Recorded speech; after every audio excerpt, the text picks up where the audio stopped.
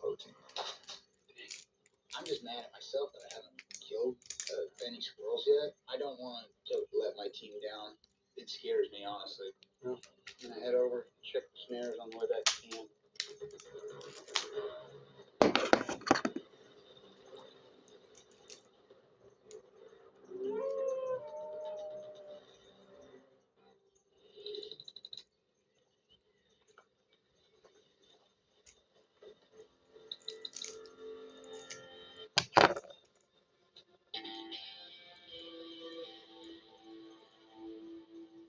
You're Nathan.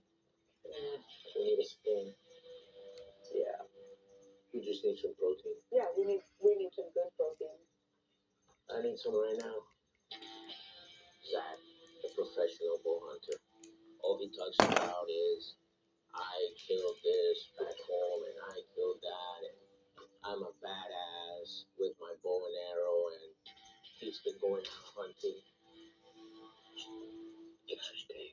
And he's been coming back empty-handed. I want something that's not plant-wide. Everybody's hungry. Everybody wants to eat. And so I go hunting today.